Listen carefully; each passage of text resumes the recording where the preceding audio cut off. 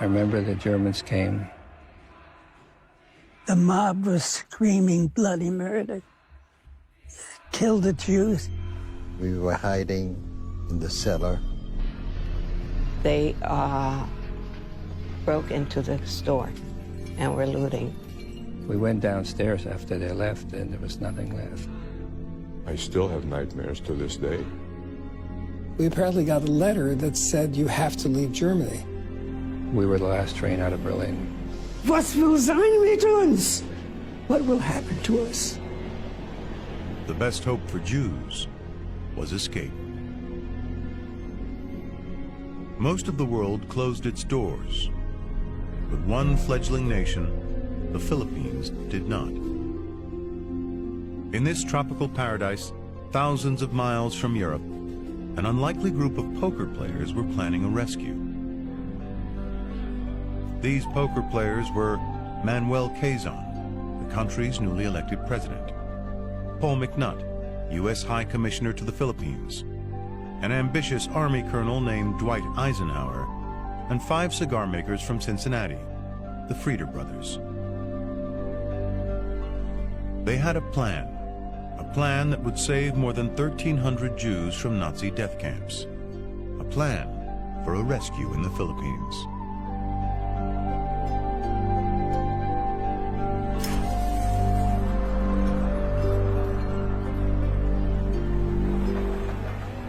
How could anybody have known that it would get to be what it did?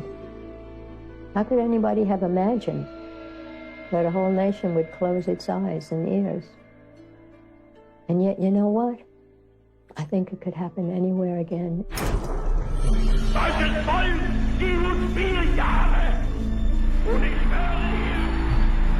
Beginning in 1933, Adolf Hitler and his Nazi thugs steadily transformed first Germany, and then much of Europe, into a living nightmare for Jews.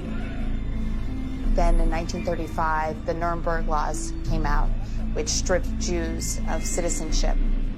All of their rights were slowly being stripped away. Jews were no longer Germans, even if they had fought and bled for their country in previous wars. My dad took all his medals, which had been framed, and took them outside and threw them into the fire. Jewish homes were invaded. I was in the crib still, and the SS came. I guess I was taking a nap. I woke up, and my eye level was their boots, these shiny, shiny boots. I remember screaming my head off. Nazi propaganda presented Jews as traitors, killers, monsters. Kids came and threw stones at me and called me dirty Jew. And worst of all, their loved ones could be taken at any moment. Nazis came in, knocked on the door, took my father out and put him in the Dachau.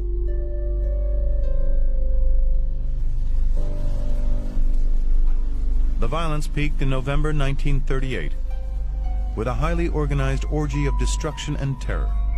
It was called Kristallnacht because the glass from the broken windows glittered in the street like crystal.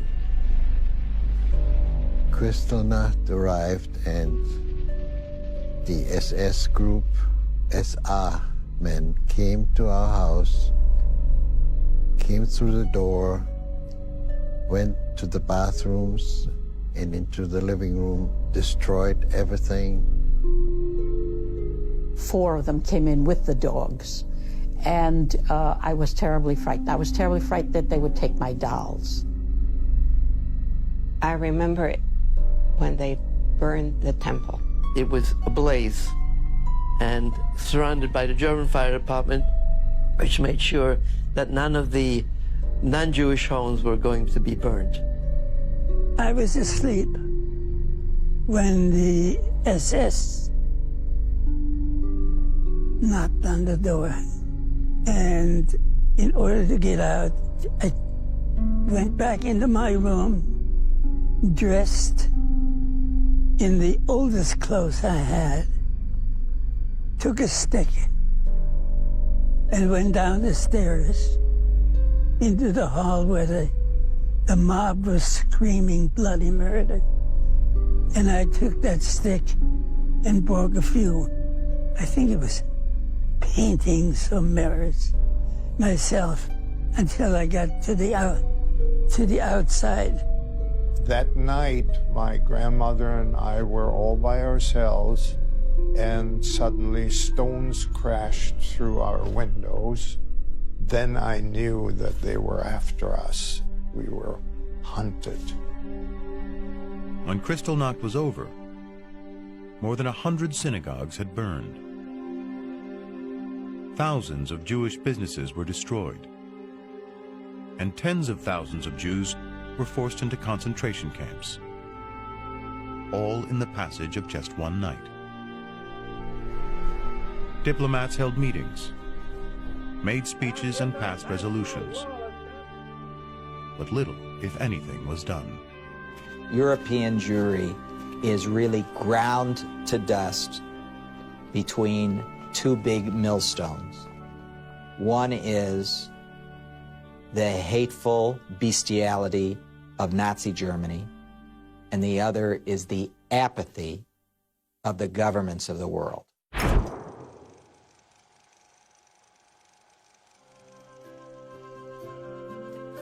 In one country half a world away, an escape plan to provide refuge for Jews was already underway.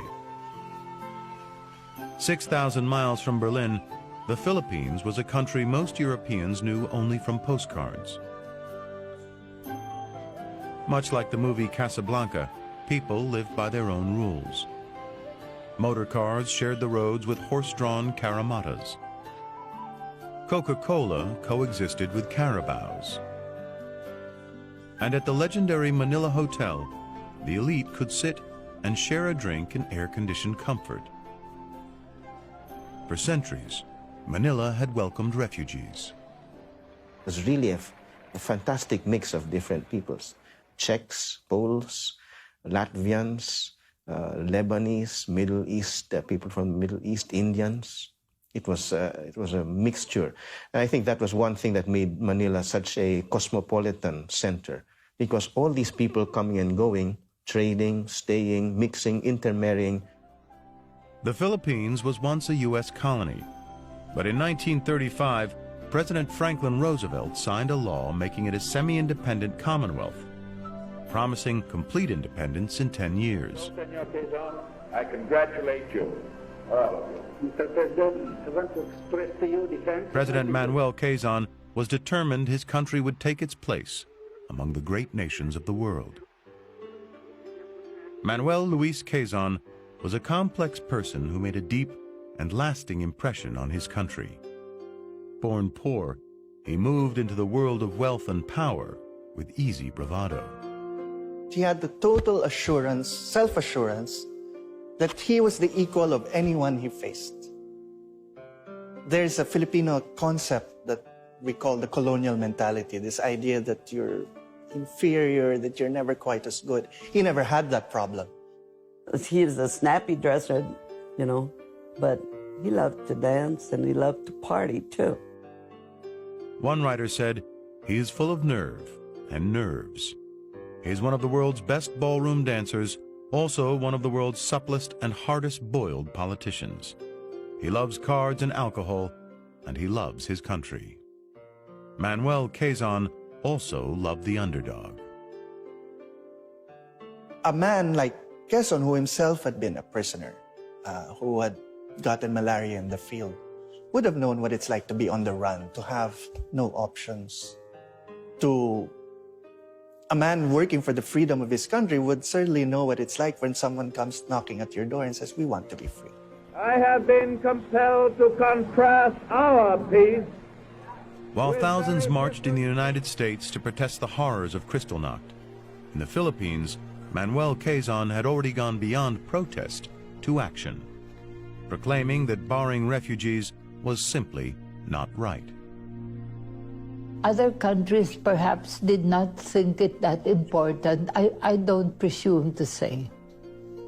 But I know that Dad had the moral courage to do it because he believed in the sanctity of human life and the right of people to live life as they believe they should. In 1937, a year before Kristallnacht, Japan's brutal conquest of China had reached the city of Shanghai, where refugees had already found shelter. European citizens were in danger, so the German government had sent an ocean liner to evacuate people from the battered city. The Nazis in Shanghai also evacuated any Jewish refugees who felt in danger.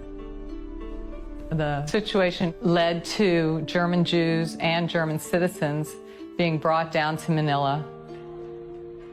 When the Jewish refugees reached Manila, they were greeted by Philip Frieder, who in a matter of hours had raised thousands of dollars for their support.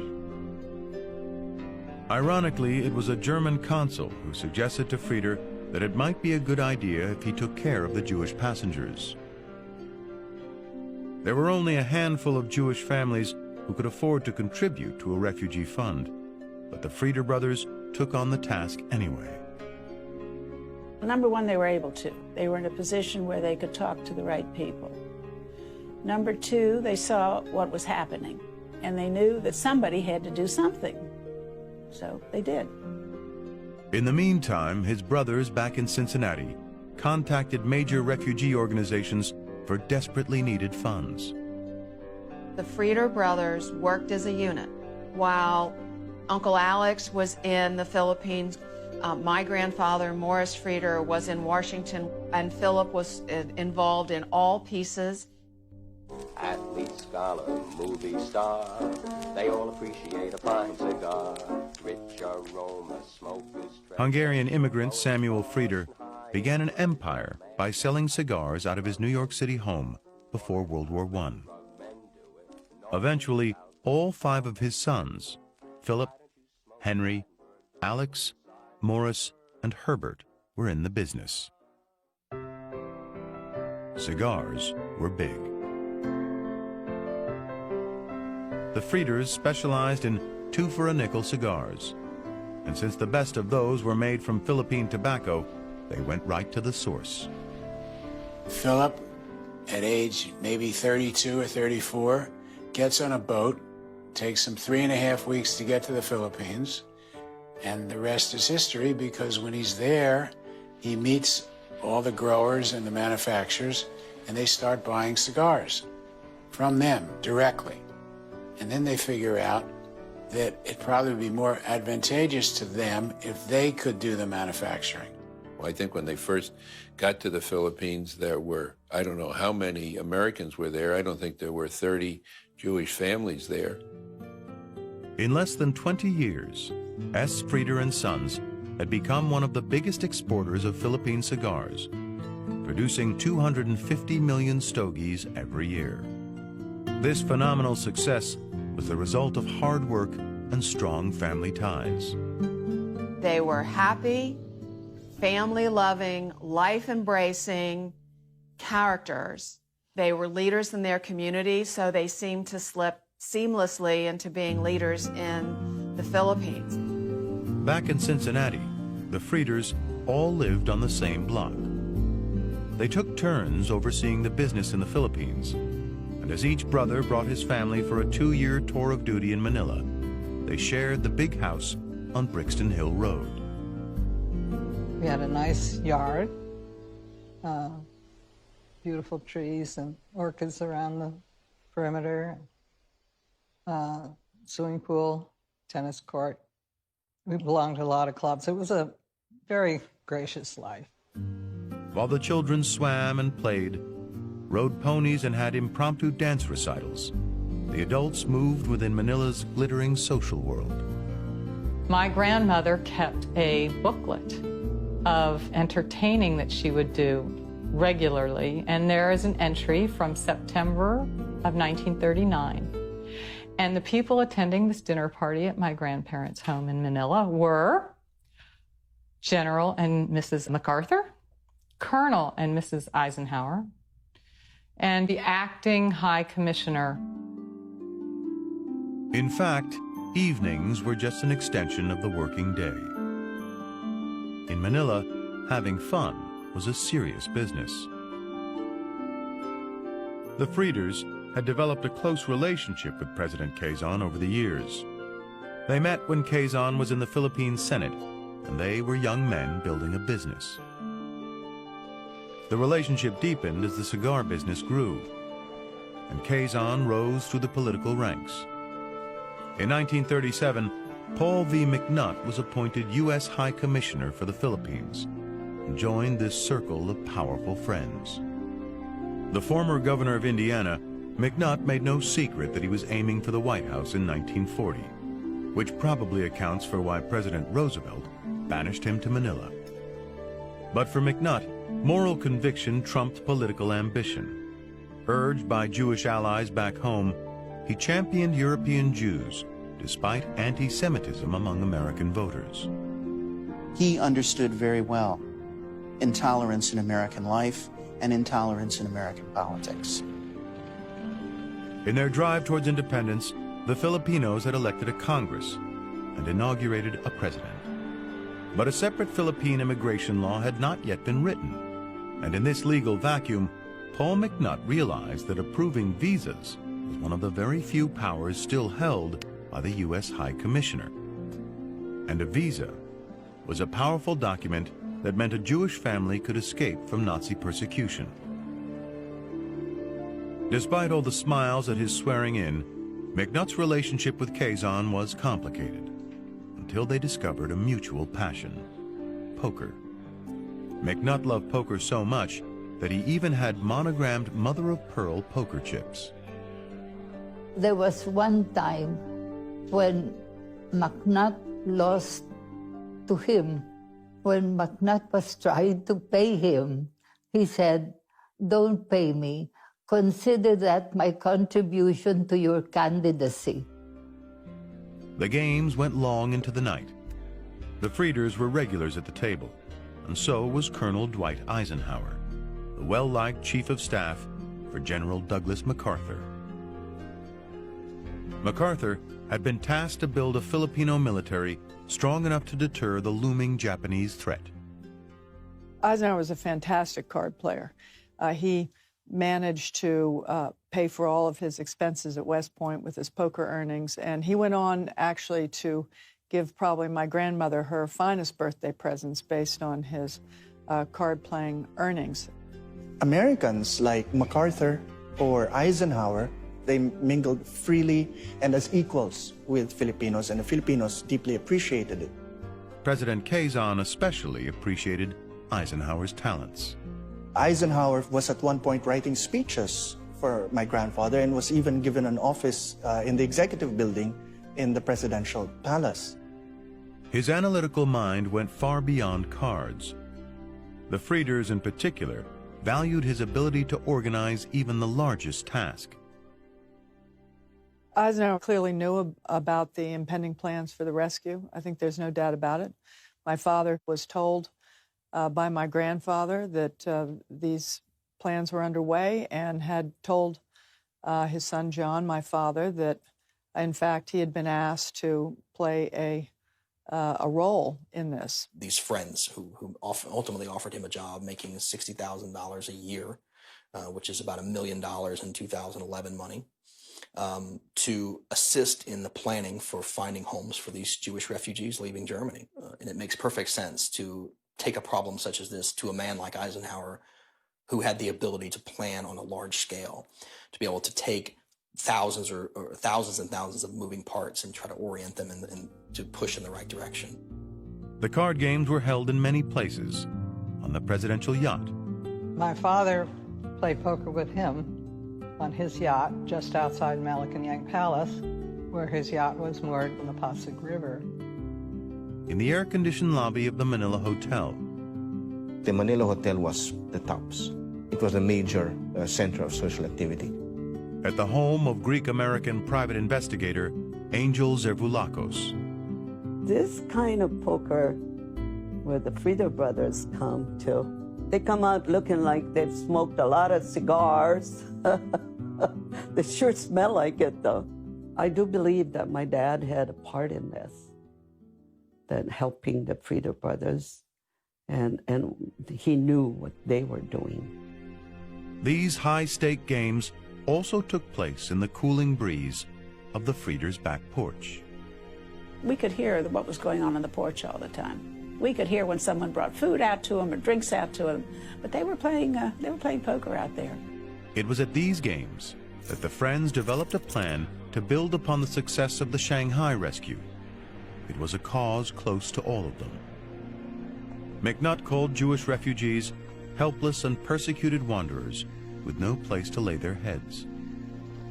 Eisenhower wrote in his diary, "Hitler's record with the Jews is as black as that of any barbarian of the Dark Ages."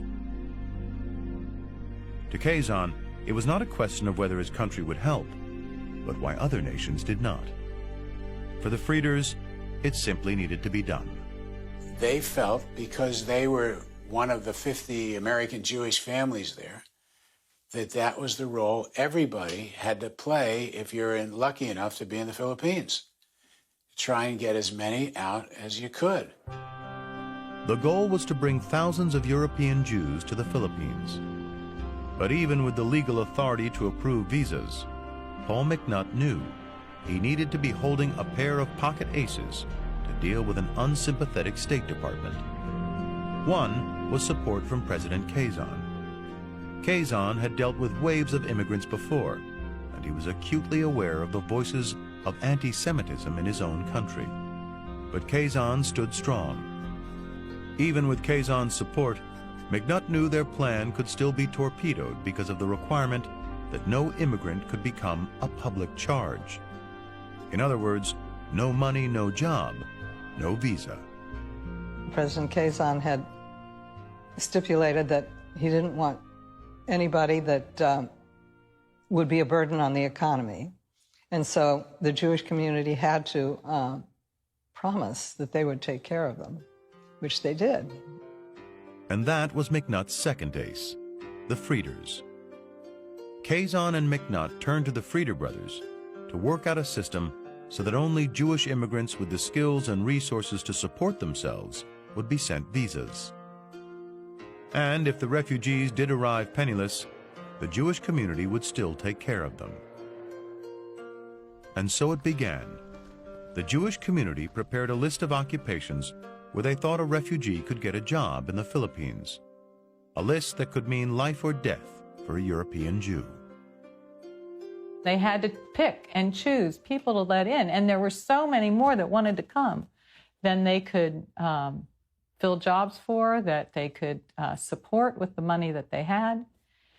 And so that's a heartbreaking job. I mean, to be doing the right thing and then to have to say no to people because you don't have enough money or you don't have this. That was tough. When I came home from school at noontime, we were supposed to pick up my father and come home for lunch. But he was never ready because he was working on the lists. He enlisted the Jewish community in helping them get jobs. And he hired a lot of people in the factory himself. It was all-consuming. That's when the ad came out in the main Jewish paper in Berlin, and it said that there's a place in the Philippines for people who have special skills.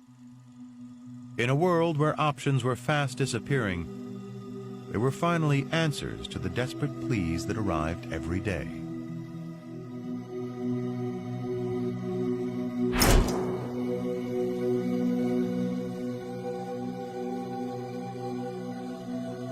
The Frieders and others on the refugee committee chose who would be approved for a visa. These lists were then sent to Quezon for review, and McNutt passed them to the State Department and U.S. embassies in Europe. The United States is crossed out, and it's written Philippine Islands only. Now, plans could be made. They melted down money. They made a bracelet. Each of my mother and my aunt, her sister, and my grandmother had bracelets made and necklaces made out of gold. And that's how they were able to get stuff out. Disasters averted. For young Marta Miodowski, an Aryan girl married to a Jewish cigar maker, a Philippine visa was the key that released her husband from from the infamous Sachsenhausen concentration camp. She got a taxi. Those camps were, of course, in the woods, and they had sentries. When he got to the second sentry, he said he wasn't going further. But my mother, you didn't say no to. When she got there, she told them she had come to see the commandant. I had blonde hair. I looked like a real German, what they called a real German girl. She was an attractive woman, and they probably figured, oh, okay, he's got a little visitor. She told them she was coming to get her husband. Nobody questioned me that, that he was a Jewish guy. They had, I guess you call it roll call, and they were all lined up, and when they called his number, my dad wasn't going to move. He figured that was it. So she pointed him out, and took him back in the cab. He had thick, black, wavy hair, and shaved his head, naturally, in the concentration camp. And when Mom brought him, and I took one look at him, and I ran away, and my father was real upset. But what I did is I came back with a hat, and I covered him up. I could have stayed. They were offered it to me. They would announce my marriage. I said, I have a daughter. And I asked him, I said, what is going to happen to her? He said, for him to take a guess, she's probably going to end up in a concentration camp. And I said, no, thank you. We will leave. All of us, together. Even with a visa, it was a terrifying and dangerous journey to freedom. The border police wouldn't let us in. And so they took us out of the train and returned us to France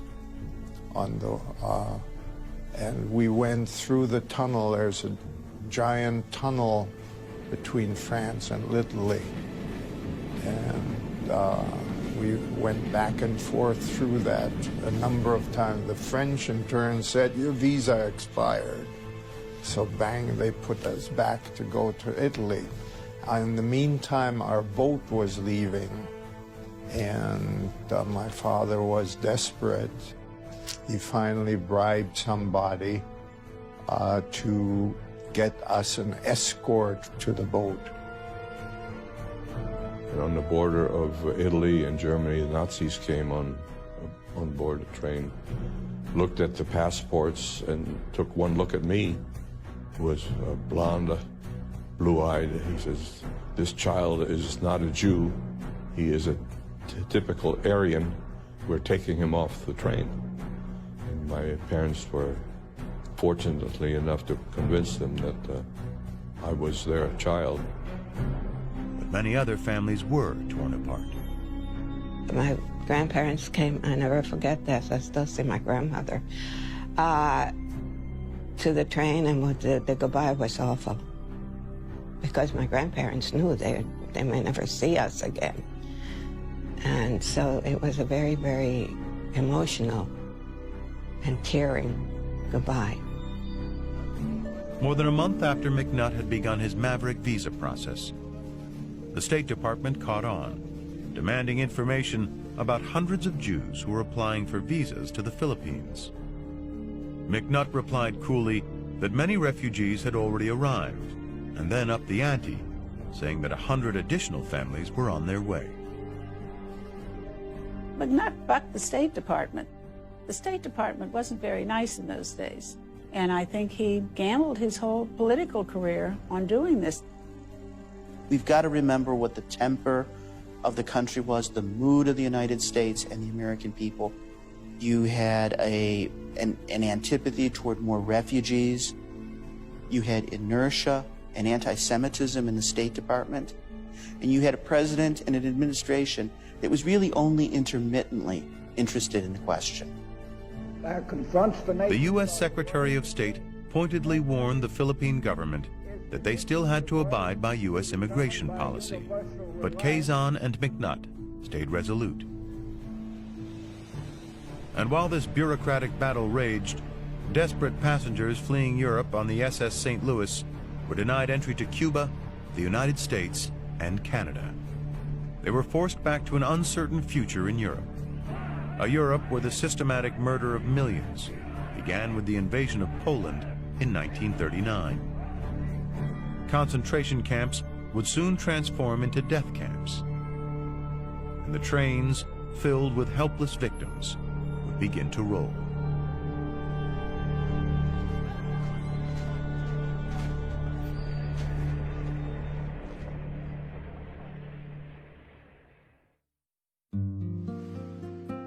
Manila is this city at the bottom of like a U-shaped bay, Manila Bay.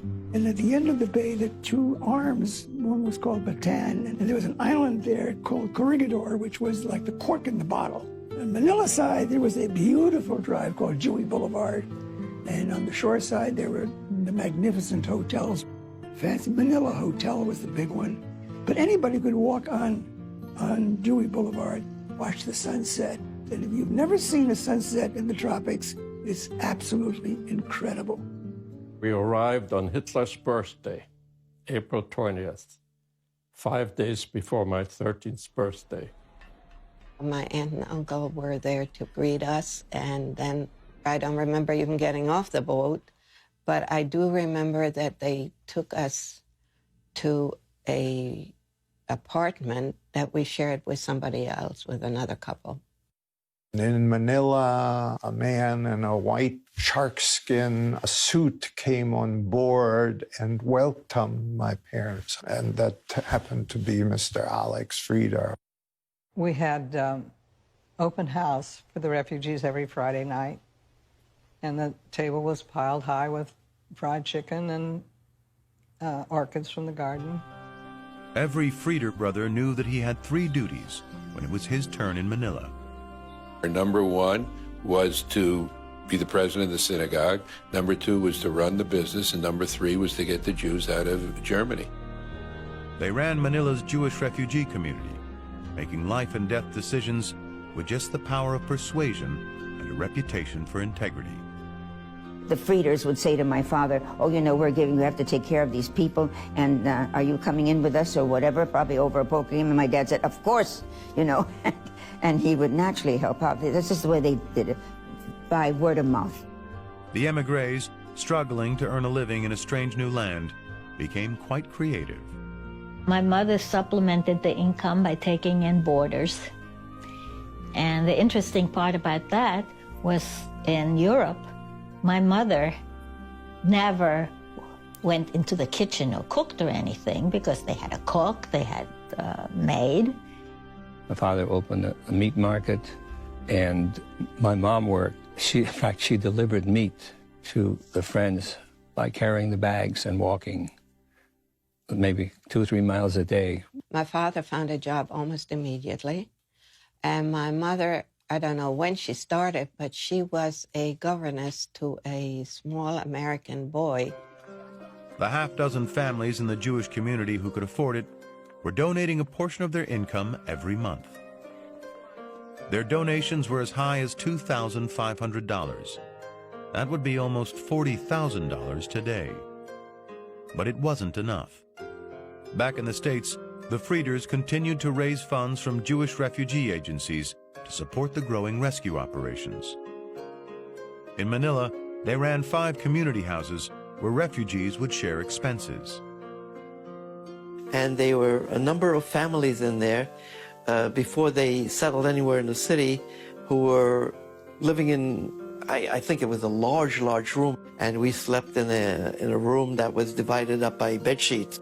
The pressure became pretty bad, and people were fighting with each other, fighting over there was a common kitchen, over whose stuff in the kitchen had been touched by who, and whose kid did this to whom. I remember the adults got into it one day, and they were fist fighting, and they were beating each other up, and I ran away. You don't get that from one day to the next out of your system, that all of a sudden you are nobody. And while this new life may have been difficult for the adults, for the children, it was an adventure. One time my mother and my sister and I went hiking, and we strayed a little bit far out, and the natives in that area that were called Igorots. And we came to an Igorot village where on the fence, on the gate, they had a couple of heads. So they were still headhunters. We turned around quickly. Harry Brower, who was one of my dad's best friends growing up. They were so close that Uncle Harry used to sleep over in the palace. I led this strange life, you know. I lived in a small house. My parents were running a little restaurant. And every Saturday, a chauffeured limousine came and picked me up and took me to Malacañang Palace. I remember the papaya trees. The marvel of the papaya tree is that it's a tall tree, but it's flat. It's not flat, it's angled. So the adventure of climbing up with your friends on a papaya tree, that was fun. For many children, Temple Emil, the only synagogue in the Philippines, was the center of their lives. The Jewish community was a cohesive community, and we all got involved in a synagogue and in the Jewish community, per se. So we all got to know each other. The children of the refugees were doing a Purim play, and they were acting out how the Jews were treated in Persia. We had some rather elaborate costumes, you know, considering it wasn't just makeshift stuff. And we had rehearsals, and then we had the play, and it was a big thing. The ancient story of hope was in direct contrast to German tanks rolling into Denmark and Norway, happening at almost the same moment.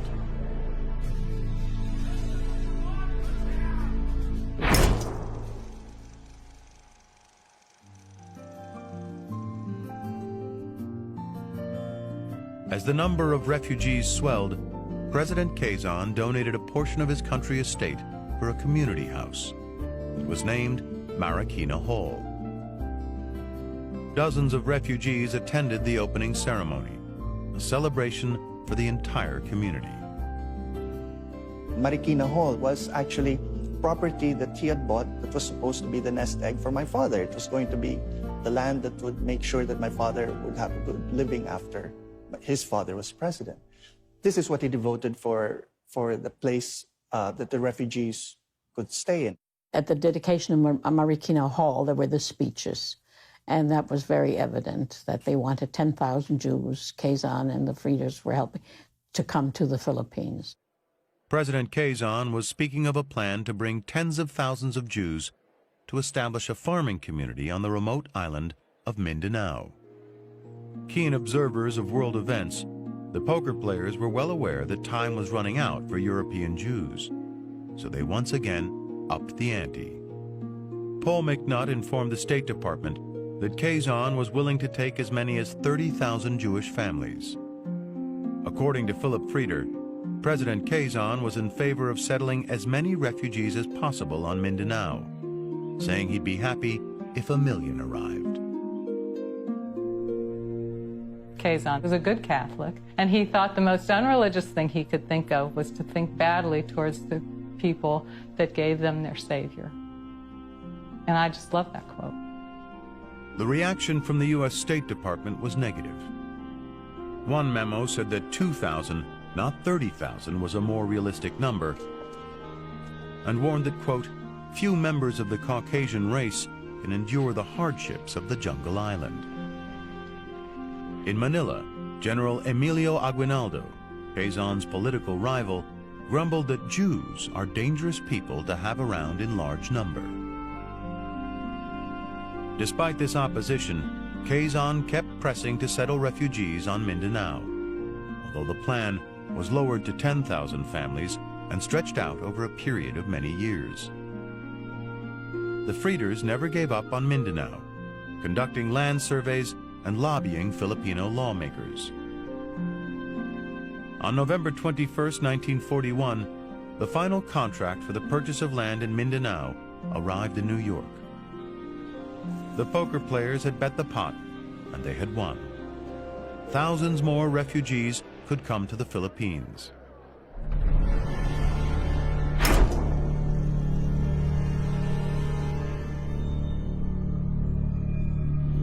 But circumstances quickly changed everything. Days later, all attempts at rescue and relocation ended as Japanese warplanes attacked Pearl Harbor. Within hours, Japanese bombers also appeared over Manila. And the bomb attacks continued even after MacArthur pulled the American troops out of Manila and declared it an open city. It was an attack that many Americans had dreaded.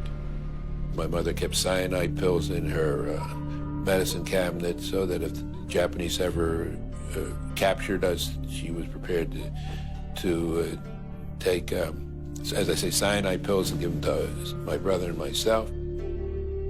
Philip Frieder wanted to stay and run the business and care for the refugees. In the end, Paul McNutt had to trick Philip into leaving by telling him there was a family crisis back in Cincinnati. On the boat going back from Manila to San Francisco, we passed the Japanese fleet. And I remember when we passed the Japanese fleet, there was great terror on the deck. In a matter of months, MacArthur and the Quezon family had been forced to evacuate, and Manila was occupied by the Japanese. It marked the beginning of years of privation, suffering, and death for Filipinos and refugees alike. We had gone from the frying pan into the fire. It was about 3 or 4 in the morning, I believe, and this great big bang bang on the front door. They were literally tearing it down. And then they came upstairs, and we were all asleep, and then wake up, this bayonets looking down at you. I can picture us walking down the street, and the sun wasn't up yet, and it was dark, and we were all following my dad. We couldn't even look at anything that we left behind. So we just, from the bed to the street. And they made our home their officers' quarters. The Japanese conquered the rest of the Philippines, starving out the last American military outposts on Bataan and Corregidor, and marching the soldiers off to brutal prison camps. We were there for the death march when the Americans came through the streets. We were kind of peering out the window, and it was horrible. It was just people dragging along the street, marching along with the Japanese guards on either side. It wasn't just military prisoners of war. Civilians were also rounded up. Americans, Britons, and other enemies of Japan were interned with little food or medicine. My brother and I used to bring food. My father gave it to us, and when the Japanese weren't looking, we'd throw it over the fence so they'd have something to eat. Ironically, the Japanese treated many Jewish refugees as allies, allowing them to return to their homes. The Japanese would look at my parents' passports and say, "Oh, you're Austrian. Oh, that means you're German. That means you're the good guys." They weren't anti-Semitic. They said, if you're German, you're on our side. But the refugees had no doubt whose side they were really on. One of the stupidest things my brother and I did was we stole hand grenades from the Japanese and gave it to the Filipino guerrillas. My parents would have found out. I don't think we'd be here right now. The Japanese ruled Manila with a cruel and brutal hand. If they caught somebody stealing, they'd string them up on a tree. And every Japanese that walked by would kick or slap or hit the person on a tree. They beat this guy for hour after hour after hour. And eventually he died.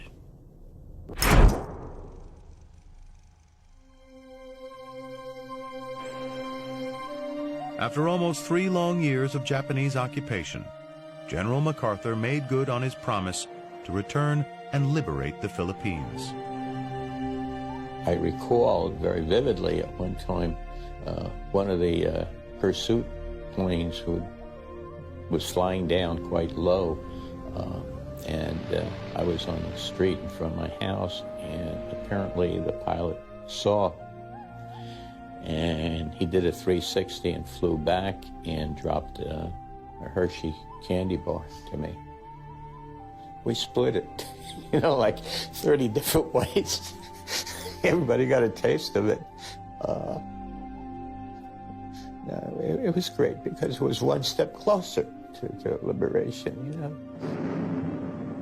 But the war was not over. And despite MacArthur's return, the worst was yet to come. Japanese Supreme Command issued orders to kill or burn everything in their path as they retreated from Manila. You could see Manila burning for a whole week. And it was so bright, and it never died for a whole week or so. The fires were just burning and burning and burning. And we were right in the middle of it. The horror of being caught between two armies seemed like it would go on forever.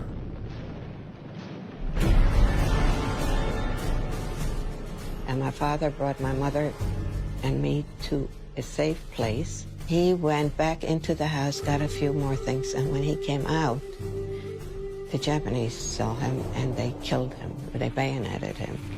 It was pretty bad.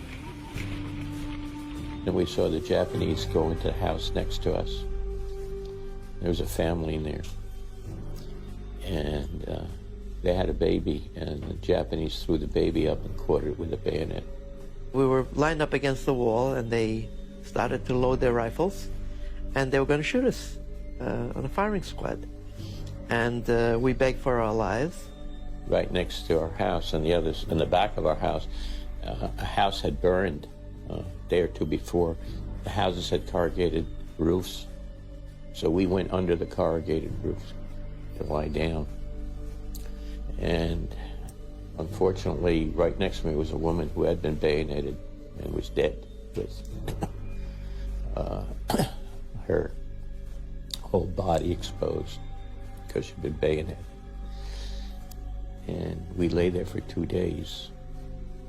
All around us, there were other people in foxholes, and the louder the bombing, the louder the praying. I was this little baby, and I was crying, and they were stuffing handkerchiefs in my mouth to shut the baby up, shut the baby up. So within a 2-week period of the liberation, over 100,000 civilians were killed indiscriminately. They didn't care if they were Jews, they didn't care if they were Filipinos, they didn't care who they were. In the fog of war, it was hard to tell friend from foe. They heard footsteps close to the foxhole, stopping right at the edge. And they said, we're doomed. They found us, this is it. Baby gave us away. We're dead. And the next thing they heard was, anyone want a Chesterfield? Guy slid down, he had his rifle, he was looking all around. There was, I don't know, 20, 30 people in there. And it turns out when he came down, his helmet flew off, and it was blonde and blue-eyed. And we grabbed him and we kissed him, and he said to us, ladies and gentlemen, please, I got a war to fight. Let me go. Finally, the war was really over. We went through some very hard times there in the Philippines. There was no picnic there. But as you see, we survived.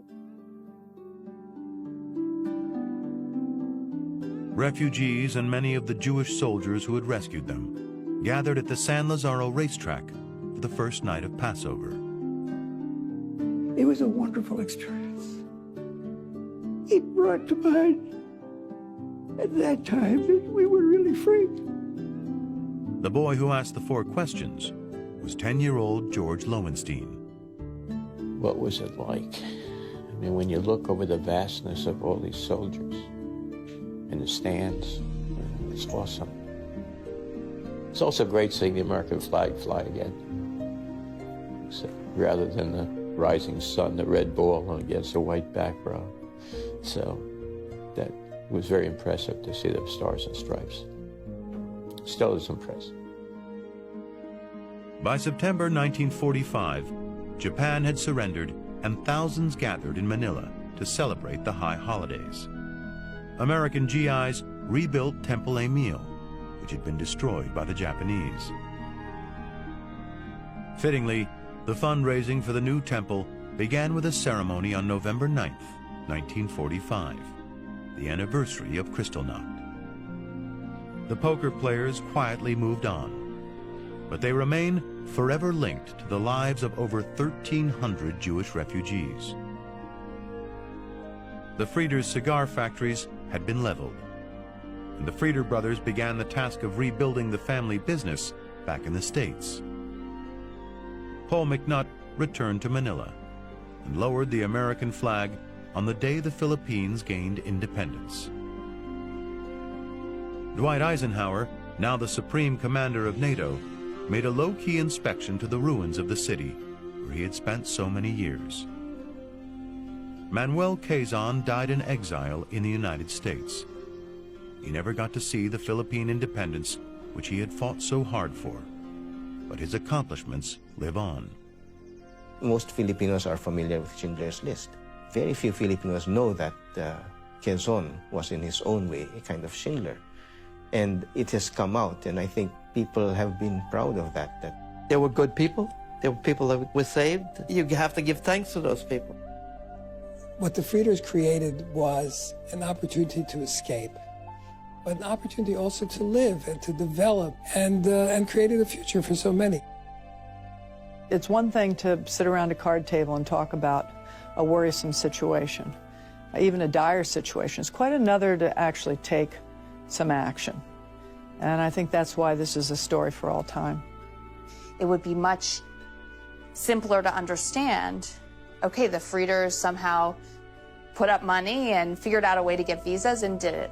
Or simpler to understand Quezon somehow acting on his own, having this epiphany of helping somebody and, doing it. But the fact that, he is a Catholic and McNutt is a Protestant and the Frieders as Jews come together make it even more rich and interesting and incredible that it happened.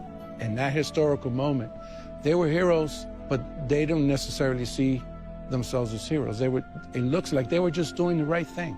And they responded to a crisis in the right way, regardless of the fact that it wasn't necessarily great for their careers as a president or as a representative of the military, or even for a career as a cigar maker. Somebody has to take a risk.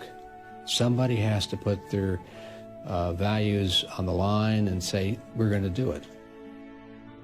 To me, Hitler lost 2 wars. He lost the regular war, and he lost the war against the Jews. At the Open Doors Monument in Israel are written the words of President Manuel Quezon.